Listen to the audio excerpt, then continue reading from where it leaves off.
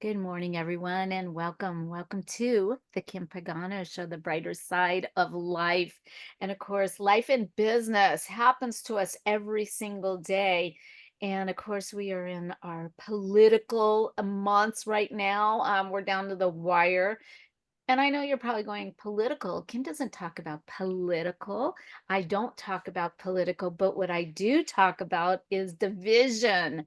And division is not something that I love. And we were talking just a couple minutes briefly before this, and really just saying, if you like wine and I like beer, can't we just have a drink together? But if you vote for one side of the one president and somebody votes for another president, is that a problem? And it has divided our world. It has divided some families. It has divided some parents and couples. And so today I'm really excited. Of course, our sponsor, who's been my friend and he just helps so many people in the community. Norman Thatcher, he is the facilitator and owner of TNT Anger Management. And of course, Scott Barella, we've talked before, and he is a MSLMFT and Cornerstone. And they're both here to really give us some tips and tricks when we are caught in those unfamiliar, or I guess I want to call them danger zones, right? That you just freeze and go, how do I talk about this? So, welcome and thank you so much for being here. Norman, welcome. Let's start with you. Tell everybody, I mean, you've been on so many times, so many years, and I love what you do and how you help the community. Talk about a little bit about yourself. Thank you, Kim. Yes, Norman Thatcher, facilitator and owner of TNT Anger Management Services in Westlake Village. I've also opened up an office in Woodland Hills. So basically, yeah, I've been with Kim for a few years now, and I always love coming on her show. Thank you. Thank you. And Scott, welcome and thank you so much for being here. Yes, thanks for having me back, Kim. I really appreciate the opportunity, and thank you, Norma, as well. And I just want to say Cornerstone Counseling has been around for 28 years. We are a big provider of a variety of different counseling services in LA and Ventura County with multiple locations and Zoom. We have mostly court-ordered programs, but we do individual psychotherapy, family therapy, work with children, work with adults. And yes, I'm excited to be back on the show. Thank you. Well, thank you so much. So let's talk about this. First of all, I mean, Scott, you kind of mentioned this, the division in families, couples, right? And talk to us like, here we are, we see it on our social pages. What can we do at this point to stay neutral, to stay Switzerland, as they call it, right? And Sure, sure, not alienate anybody, and sure. also have a voice. Like, where did hmm hmm what happened to our freedom of speech? So yes, it is a complex topic, one of the most challenging topics any family or any friend group or even any coworker group can start discussing is politics, right? And sometimes we have to be very sensitive to the other person's viewpoints, the other person's perspective, their own life experience, and where that brings them to. And then you have the issues and the policies and the practices of the politicians themselves. Some people get rallied around a particular issue or particular policy, how it affects them personally, as well as what they see in the greater community, right? And so they may be very passionate about these topics, right? And if you don't know them because you haven't really spoken about those topics with them previously, it can erupt very quickly into a very significant discussion and tense discussion. So I always tell people to check yourself a little bit before you even begin bringing up certain topics because it is sensitive. You want to have that, I'll say, discussion savvy, what to bring up, when to bring up, how much to say, what not to say. And then when you do detect somebody is getting a little bit more passionate about a subject, possibly contradicting your previous point of view, then I think you need to say, I'm sorry if I offended you by what I just said, and try and dial it back a bit and look for places of agreement, which is nice, but then also have if they're willing to, have a healthy debate about the differences. But it always has to remain civil. The minute it starts to become, I'll say, more dynamic and charged and intense, you need to consider taking a break from the conversation entirely, which would mean like a timeout. We're just going to walk away. We're going to agree to disagree, but then we're going to kind of part ways here. And that could be with, anybody, a family member, a child. Adult children have their own perspectives. A lot of adult children are voters and they have their political belief system different from their own parents within the same home. So Right. that can really, and again, in 2016, 2020, even as the recent 3 years, we've had a lot of division within families around politic topics, right? So Well, that's some thank tips. thank you, Scott. Norman, of course. Now, when that escalates, that's where you come in, and you can't, some people can't retract. All of a sudden, they've like gone over the line. They're not going to, hear, it's like almost, what do they call it? Charlie Brown, "Nyah, nyah, nyah," and they can't hear you. They can't hear Yes. you apologize, right? What do we do? That's your expertise. Well, what I would do is just remember all individuals have the right to their opinions. They have the right to choose what they want to believe in, and that's what this whole country is based on. What I would suggest is if this is something that a couple, adult children, like Scott said, can't even have a conversation with their parents about, or even with each other, I would suggest, hey, look, why don't we set up, not all counseling appointments are meant for long term, but if you have one issue like a political view and you can't agree to that, set up an appointment and I will mediate just so you can communicate with each other. And that's basically what I do, is kind of mediate to keep the marriage together, to keep the family together. Not say you're going to lose your right or your opinion, but I just want to make sure that families stay together and don't get split up between, separate views of what their beliefs are. I love that. I love that. So we could even dig deeper. There's the homelessness. There's you know, just issues on so many different topics. And, how do we bring a family together to even talk about, coping skills, right? Maybe one adult child wants to move out and now he has to move back in, and one parent's okay with it, one parent's not. What are some of those things, like how do we get through that in life? Who can address that? I could take it on. So there's a few options for people that are struggling in that area. One would be to, like Norm said, book an appointment with a counselor, talk with a facilitator, counselor, a therapist, a mediator, to help facilitate the dialogue so that there is a even playing field of vocalizing your opinions, your beliefs, and what they would like to do next, right? So we explore options. Another thing would be to have everybody jot down sort of almost like a journal kind of entry of what their concerns are, right? And bring those to the table as a way of pre-work before they even come to the appointment, right? Mhm. And sometimes you think you know the issues because you've had a few brief discussions or one big blow up, but really there's a lot beneath the surface that people are thinking about, right? And maybe it ties into history of the family, things that have been unresolved for many, many years, ill feelings, bad events that have happened in the past. So those can bubble up to the surface with one political topic that brings it all to the surface, right? So I would say counseling is recommended, individual psychotherapy or family therapy.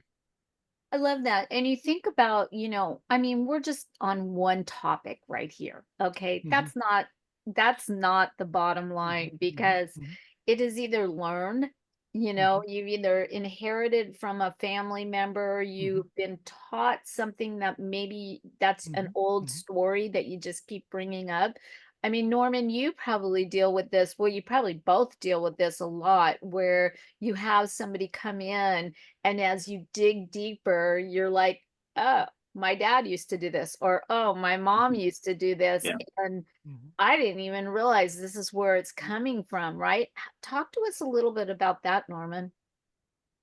Well, that's why I really encourage, you know, my consultations.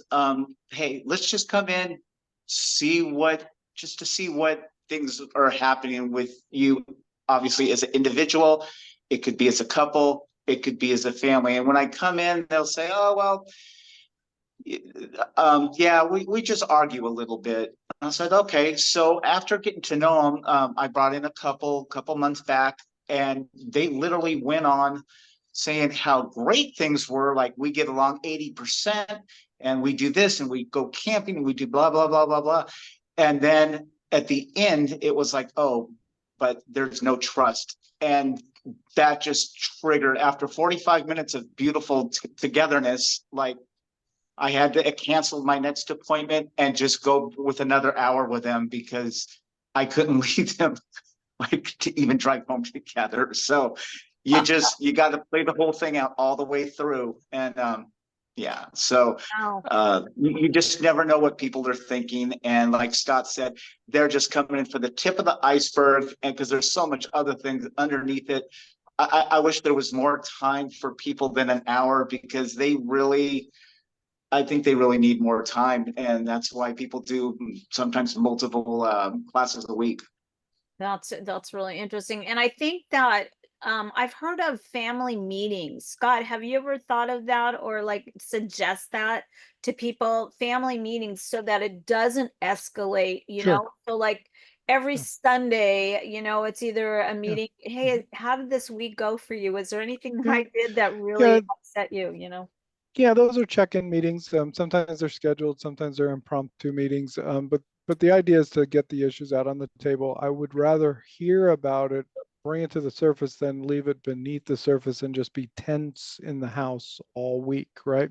So the idea of a bring it forward meeting, every idea is a good idea. We're not going to judge you based on those ideas. We'd rather have a conversation about them than just pretend they don't exist, which builds the tension, and that leads to the explosions, like Norm and I both see it in anger management or domestic violence type situations. I mean, these are explosive topics that blow up at some point, right?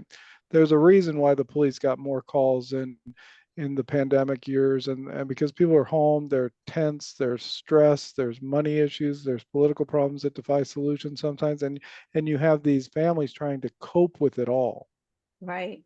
and You know, those blow up.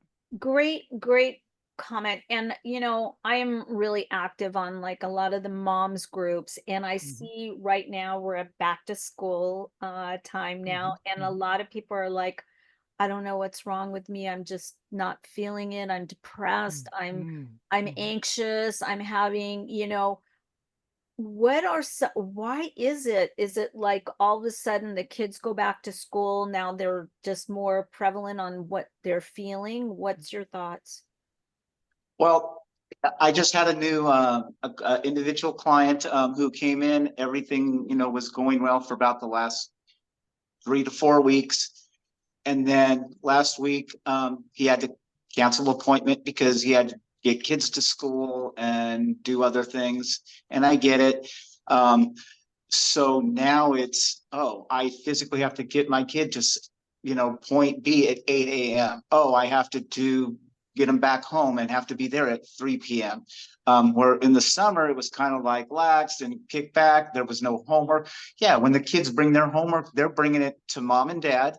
And I remember just my own experience when my daughter was going through middle school and high school, and she had, you know, calculus in these classes, and mom said, oh, go give it to dad. I said, I have no clue of how to do this. Yeah. And so it was just like, okay, it's just the additional stress of children having more responsibilities, which obviously is going to come back Mhm. on the parents. Absolutely. So you get a little overwhelmed. You already have your load. Now you have your children's load. Now maybe husband or wife, maybe they're having, problems at work. That's another load. What are some tips? One, obviously to see both of you, and to go and speak to somebody, because just taking it off your chest just gives you so much relief. And also I call it like a reflection. Somebody else can reflect on your problems.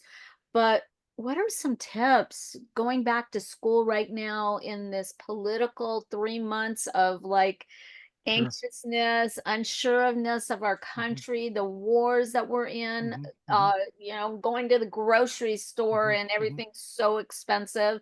Right. What can we do? I think the first thing is control what you can control first.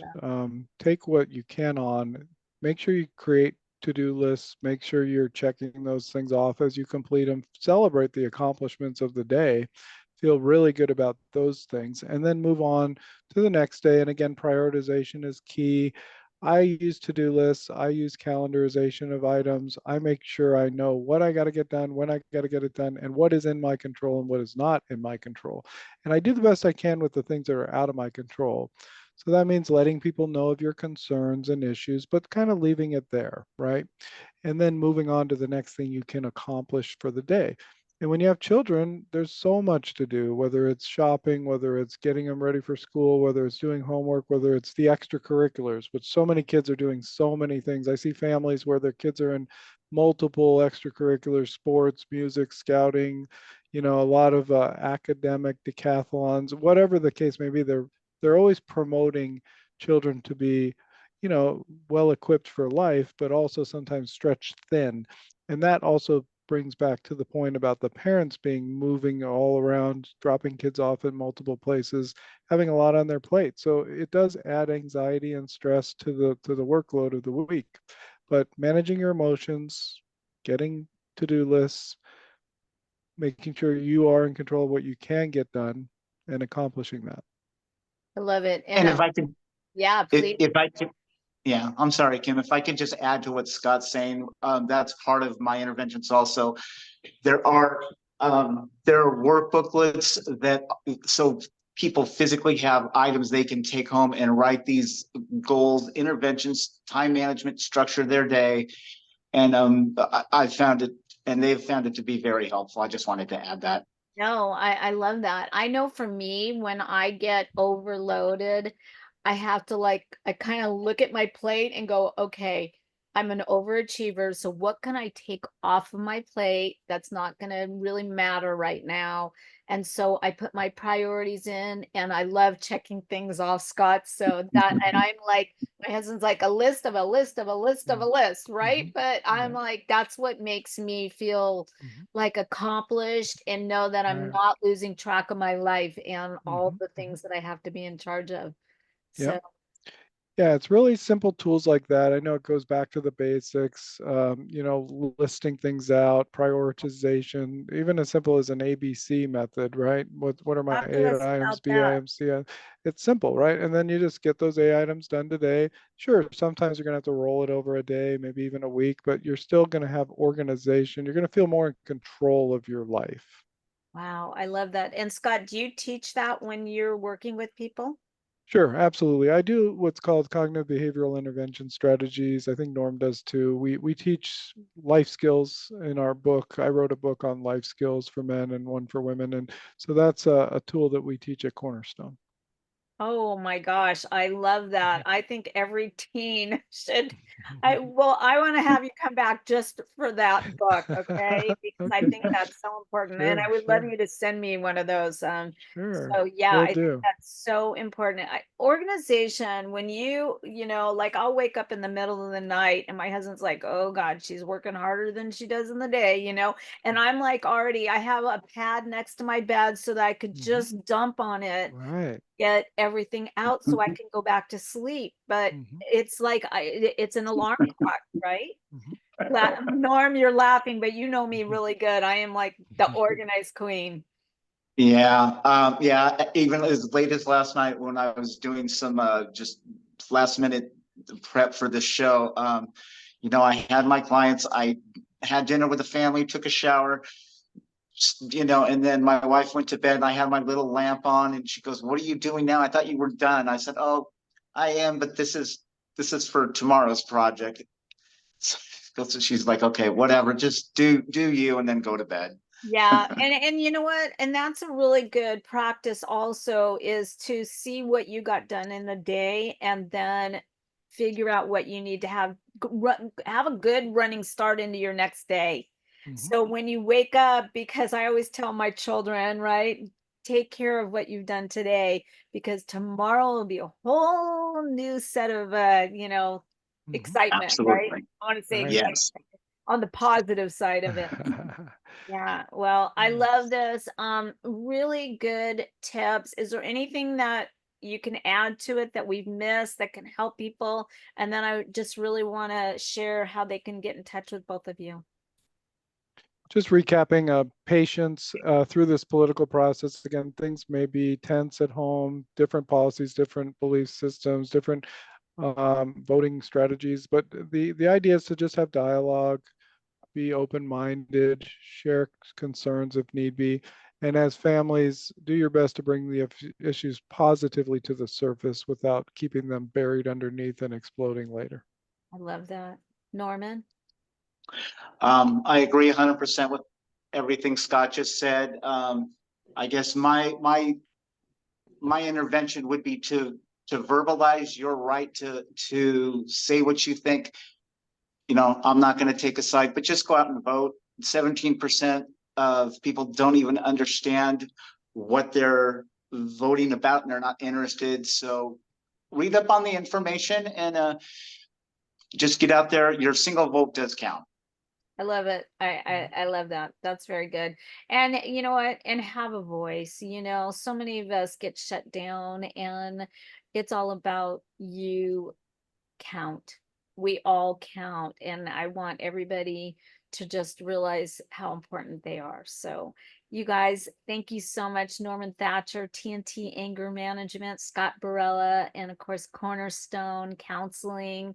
And I'm Kim Pagano, the brighter side of life and business. I hope that you tune in every Saturday morning and, of course, download our podcast so that you can take us with you. And again, have a great rest of your day and make sure that you are doing you. Thank you.